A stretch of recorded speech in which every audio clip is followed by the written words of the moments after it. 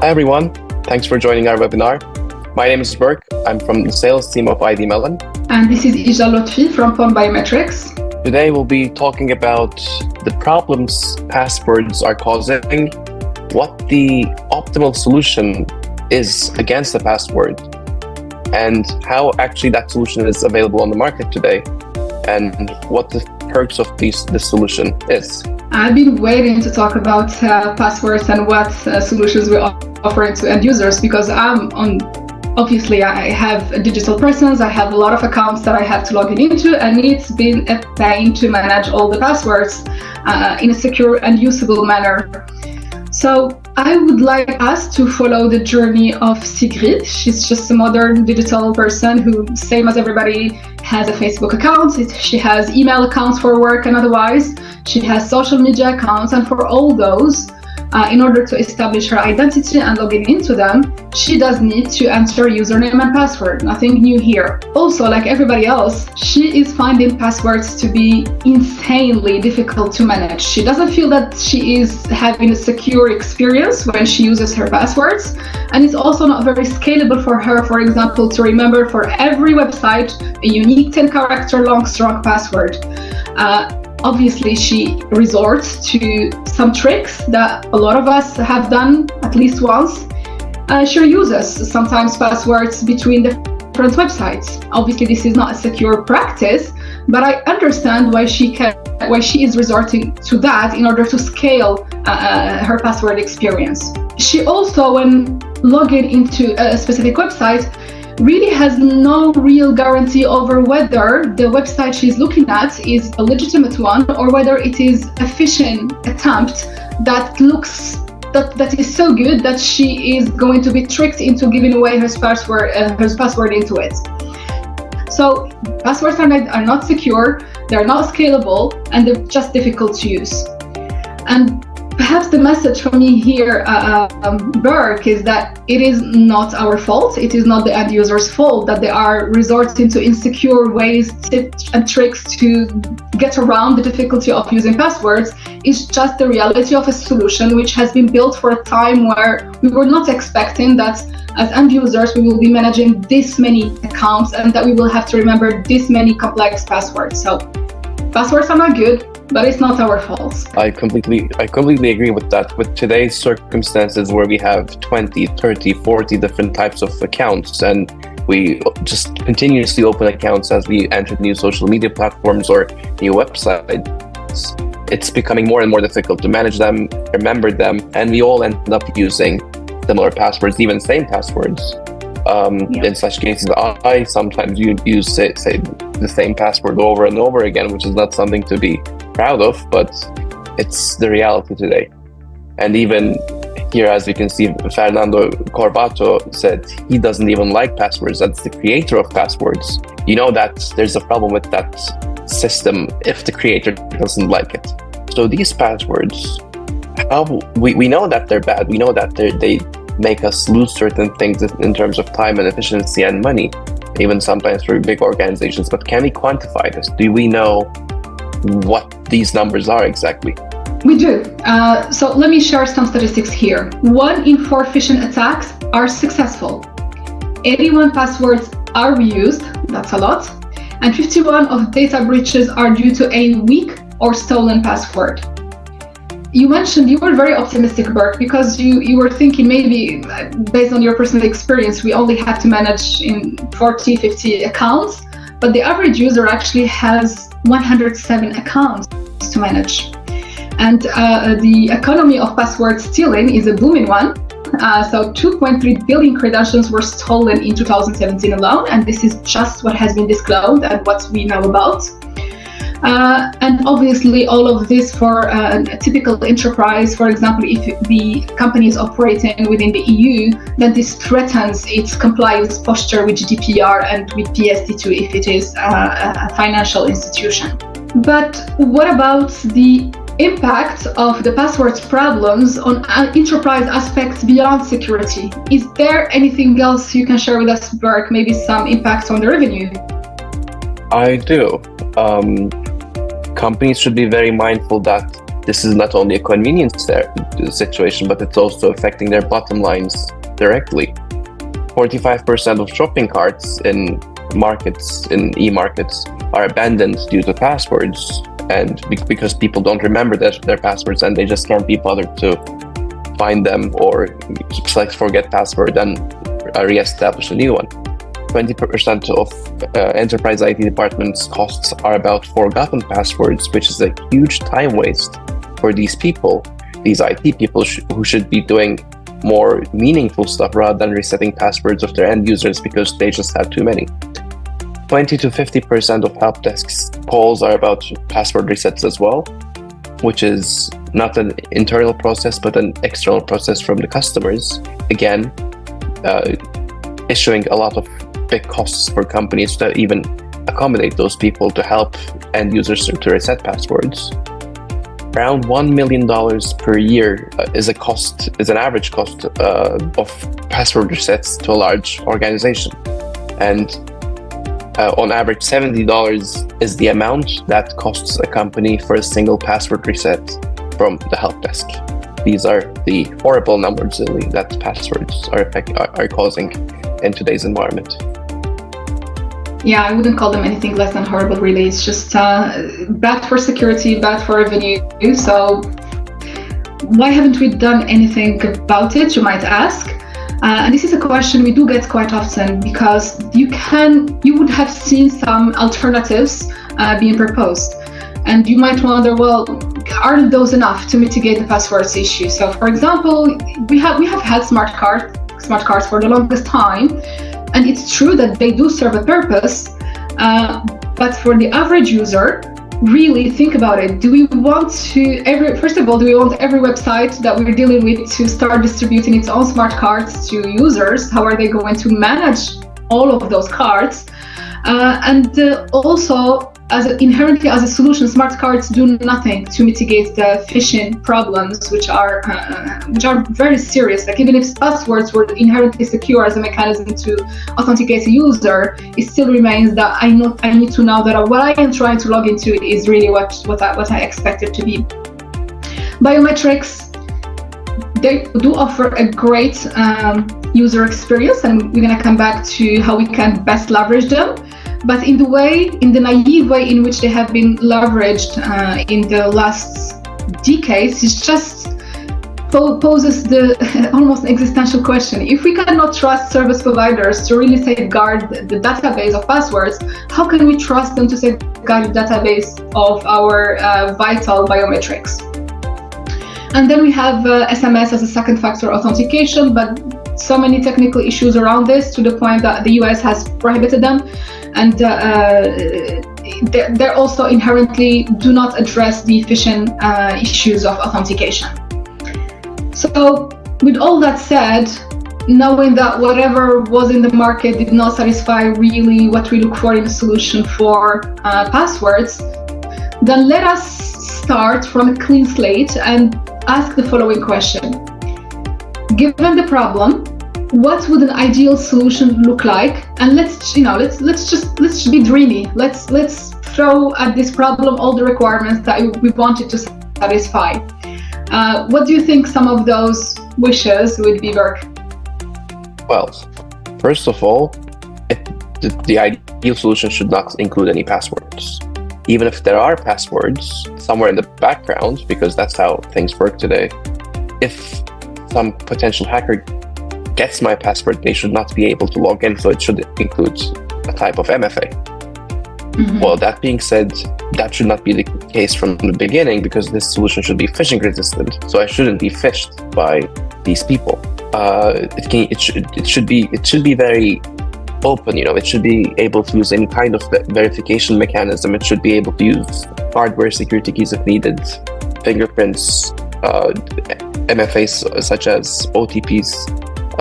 By OTP, I mean pressing a button, for instance, or facial recognition. You should be able to use anything that the end user wants, which is made in a phishing-resistant proof way. It should be able to log into multiple websites. You said we have 107 accounts on average, and this thing should be able to log into all of them, really. Otherwise, if it can help us with half of them. What's the purpose here? And this should be used on any device, phone, computer, many different things, tablets. It should be adjustable to all of them, and no password should be stored in any server, so that we're not relying on another party to be secure in their own regard. And obviously it should be compliant to different compliance mechanisms such as the GDPR and PSD2. That sounds like a great list as far as I'm concerned. I think my favorite ones were the no phishing requirements and the emphasis on choice for the authentication mechanism. Some people might not be able to use facial recognition. Some of them might prefer to use fingerprints. So that choice is really important for the ecosystem to be adopted, for a solution to be adopted. And I think I also particularly like the fact that you emphasize that even with choice, you still want to have one uniform way to log into all of the digital accounts that you are managing. So once you have settled on biometrics, I just want to have, 1, 2, 3 clicks, just the same way to log in. I don't want to waste my intellectual bandwidth on just figuring out how to log into websites. I'd honestly rather save that to doing actual work. Another way to look at the great list of requirements and kind of the wish list we just went through is, let's put it now into the user experience that we want to enable in an ideal solution. So a user, Sigrid for example, she would possess some sort of hardware token, hardware device, and then that hardware device would give her choice for an authentication mechanism that it would be implemented. In this case, let's talk about fingerprints, biometrics using fingerprints. So Sigrid would just swipe her fingerprints into that device, and that authentication hardware token, that hardware device would be able to log her or to log in on her behalf securely into any website of her choice. Of course, that website would have to do some work in the back end in order to support this authentication mechanism as well. And we assume that all of those great requirements for non-phishability as well as compliance with GDPR and otherwise are also supported by the protocol. But the user experience, if you put it that way, to me it seems very appealing and especially very simple. Just swipe a fingerprint, and after that, something in the background or in the back end will be taken care of, continuing the authentication mechanism on your behalf. And have you noticed that I haven't mentioned passwords? Great solution. You might have already caught on the challenge here, which is to make this vision a reality. We really need the collaboration of a lot of industry stakeholders. So we are trying to bootstrap here a new ecosystem that would enable this authentication mechanism. It's not the effort of just one entity. So at the high level, the stakeholders who would need to be involved are obviously whomever is building a digital service, like Outlook, Gmail. They would have to take part into implementing the protocol at their end. But this is an effort that the enterprise can take on, and it's not visible to the end user. Another stakeholder would be the user. They would have to be open to the idea of being onboarded and adopting a new solution. I don't think that's really going to be the issue, given all the perks that getting away, getting rid of give us. But a very important stakeholder here is the hardware manufacturers, who really have to come up with this new piece in the puzzle of authentication. They have to offer this missing piece that authenticates on behalf of the users. And I think this is where both our solutions, where Pone Biometrics and IDmelon come in. And to tie everything to tie all the stakeholders together, there needs to be a standardized industry adopted protocol, which tells you how the flow of authentication should work from the end user all the way to the hardware token and all the way to the reliant party or the website to which we are authenticating. The good news, a lot of these pieces are started in 2014.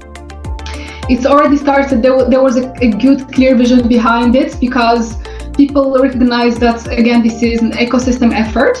So the initial players were Google, PayPal, Microsoft, and Mozilla, who got together and they drafted the first FIDO standards.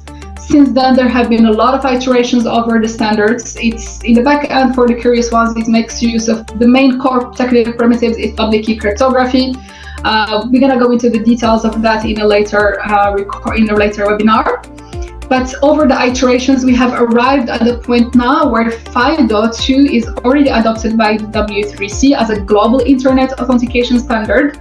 And this adoption is a game changer because it's not enough if one website supports a solution. If this to succeed, it needs to be a global effort. And this is where we are today. Besides the consortium and the standards which have been established, there is practical real-world support for FIDO across all major browsers. So today, I don't think there is any one major browser that does not support FIDO. And the number of services of websites which allow you to log in instead of a password, which allow you to log in with FIDO instead of a password, it just keeps on growing. But as far as the last time I checked, and I use FIDO myself to log into a lot, if not at least all the major websites that I interact with for work or for social media, they already have this enabled, and FIDO has just become, the way I log in to my online accounts seamlessly. Of course, this wouldn't have been possible without that little central piece of hardware tokens. So, Bert, can you tell us about the solution that IDmelon provides? So, what IDmelon provides is we enable people use their existing identifiers, such as their ID badges, their key fobs, their smartphones, and even their biometrics, their fingerprints, as managed FIDO security keys. In today's market, yes, FIDO has come a long way. It's in a great position, but still the main way to use FIDO is hardware security keys, which do have some inconveniences, which we can definitely get into in another webinar. As a result, we enable people to use their existing identifiers as FIDO keys, so they don't have to go around with small dongles in their pockets and use them whichever computer they try to log in with. And would you mind talking a bit about your product design, your solution? Yeah, absolutely. So the company is called Pone Biometrics, and our flagship product is called Offpad. Offpad is a device that is dedicated basically just for authentication. In this case, we're talking about FIDO, so think of it as your dedicated FIDO hardware token. Why we have chosen it to be a separate device is because we understand that general purpose devices like a mobile phone or personal computers, sure, they are very usable, but they come with a large software stack, with a large attack vector. And we think that for high security, if you want a high security assurance level for your authentication, then there is really no way around having this isolated piece of hardware for you to use as an authenticator. Of course, like IDmelon, we do support FIDO. That's what makes the magic of, that allows us to get the magic of getting rid of passwords. So we are a certified FIDO authenticator. And with that in hand, we also had to think about, what authentication mechanisms we want to offer on our device, on Offpad, and we settled on fingerprint as the main way for users to interact with Offpad.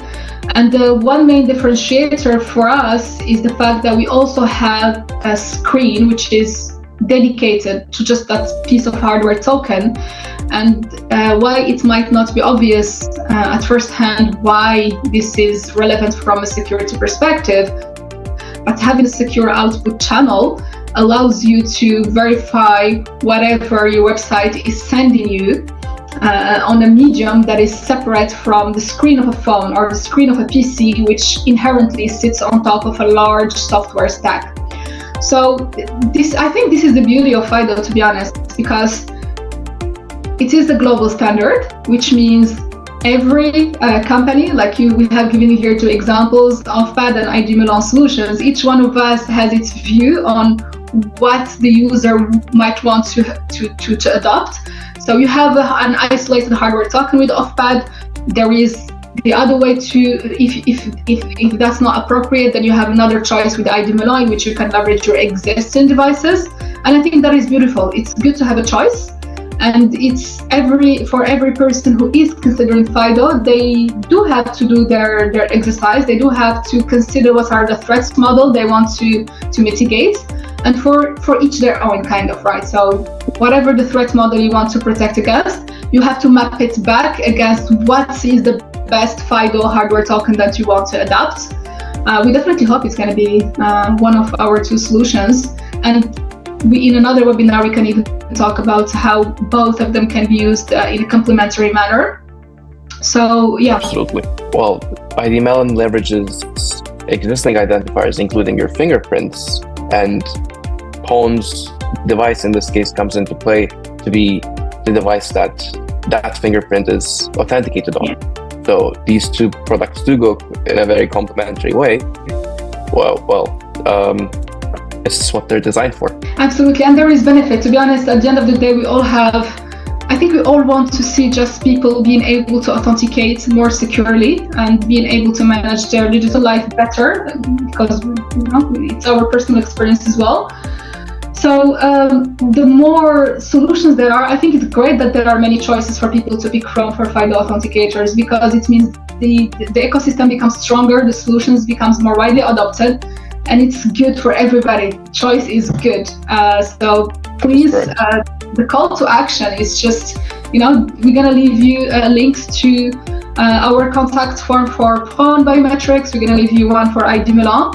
I would be very happy to receive any follow-up questions, any follow-up inquiries, or if you're already decided that FIDO is good, then go on either one of our websites and reach out to our teams, and we'll be very happy to hear from you.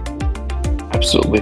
Well, thanks a lot, Ijlan, for today, for this webinar, and hoping to talk to you again soon in another one. And thank you. Thank you, everybody. Bye-bye.